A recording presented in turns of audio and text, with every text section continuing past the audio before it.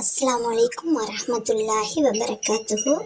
இன்றைக்கி நம்ம பார்க்க போகிறது சுவையான ஆரோக்கியமான கீரை கடையல் செய்ய போகிறோம். ரொம்ப சுவையாக இருக்கும், உடம்புக்கு ரொம்ப நல்லது.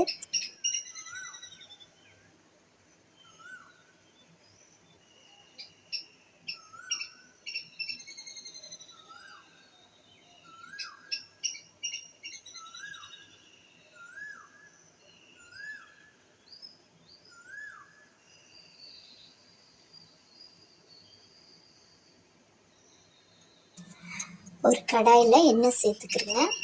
எண்ணெய் முடிஞ்ச அளவு கம்மியாக சேர்த்துக்கிறங்க. சீரகம் அரை டேபிள் ஸ்பூன், பூண்டு ஒரு 5-6 பல்லு சின்னதாக கட் பண்ணி சேர்த்துக்கிறங்க. சீரகம் நல்லா பொரிஞ்சதும் பூண்டை சேர்த்துடலாம். சின்ன வெங்காயம் உங்களுக்கு தேவையான அளவு சேர்த்துக்கிறங்க. ஒரு 10 வெங்காயம் சேர்த்திங்கன்னா போதும். அதிகமாக தேவைப்பட்டால் அதிகமாக சேர்த்துக்கலாம். வெங்காயத்தை நறுக்கி அதோடு சேர்த்தாச்சு.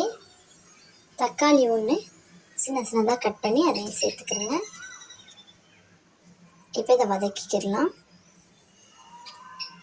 இதோட கொஞ்சமாக உப்பு சேர்த்துக்கிறேங்க. 1/4 டேபிள் ஸ்பூன் உப்பு சேர்த்திங்கன்னா போதும்.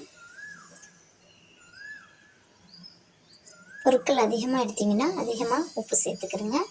இப்போ நான் பசலைக்கீரையை நல்லா கழுவிட்டு சுத்தம் பண்ணி கழுவிட்டு அதை கட் பண்ணி வச்சிருக்கிறேன். இப்போ அதையும் சேர்த்துக்கிடலாம்.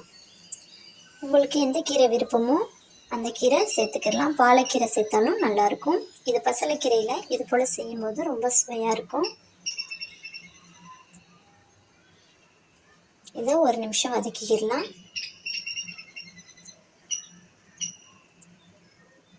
இப்போ நம்ம தேங்காய் பால் இதோட சேர்க்க போகிறோம்.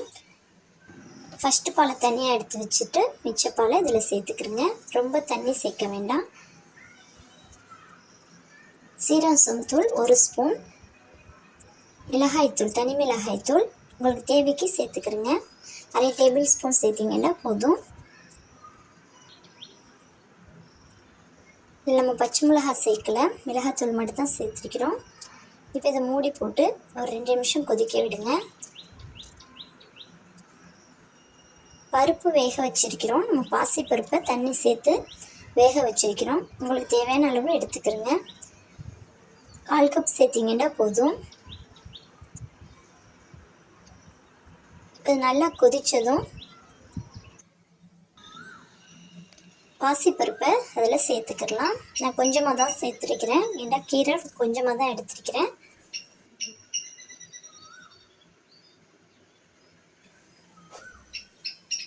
இப்போ பாசிப்பருப்பை வேக வச்சு அதோட சேர்த்தாச்சு. நல்லா வெந்திருக்கணும் பாசிப்பருப்பு.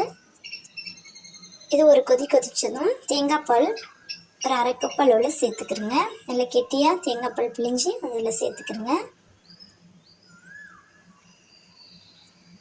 எல்லாம் ஒரு நிமிஷம் கொதிக்க விடுங்க மூடி வச்சு. நல்லா கொதிச்சிருச்சு. கரண்டியில் லைட்டாக மசிச்சு விட்டுக்கிறேங்க.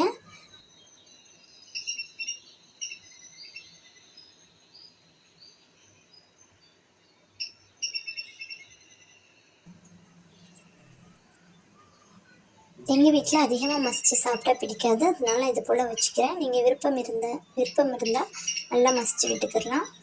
கரைஞ்சிரும். நல்லா கொதித்ததும் ஸ்டவ் ஆஃப் பண்ணிடலாம். ரொம்பவே சூப்பரான கீரை ரெசிபி ரெடி ஆயிடுச்சு.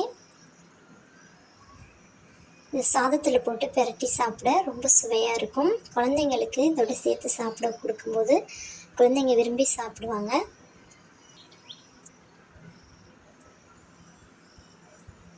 அல்ஹம்துலில்லாஹ் சூப்பராக ரெடி ஆயிடுச்சு. இப்போ நம்ம பாசிப்பருப்பு இருக்குல்ல, அது வேக வச்சது தண்ணியோட எக்ஸ்ட்ரா இருந்துச்சு. நம்ம தண்ணி இல்லாமல் தான் அதில் சேர்த்துருந்தோம். இப்போ வேக வச்ச தண்ணியோட எக்ஸ்ட்ரா இருந்துச்சு. அதை வச்சு நம்ம அல்வா ரெடி பண்ணியிருக்கிறோம். கோதுமை மாவு ராகி மாவு சேர்த்து மிக்ஸ் பண்ணி நம்ம அல்வா ரெடி பண்ணிக்கிறோம். நம்ம சேனலில் நிறைய அல்வா ரெசிபி போட்டிருக்கிறோம். அல்வா எப்படி செய்யறது வீடியோ போடுறேன். இதை நான் 2 பிளேட்டில் மாற்றிருக்கிறேன். ஃபஸ்ட்டு சூடாக சாப்பிட்றதுக்கும் அப்புறம் ஆறுனதும் எவ்வளோ கெட்டியாக சூப்பராக இருக்குது பாருங்கள். ரொம்பவே சுவையான அல்வா ரெடி ஆயிடுச்சு.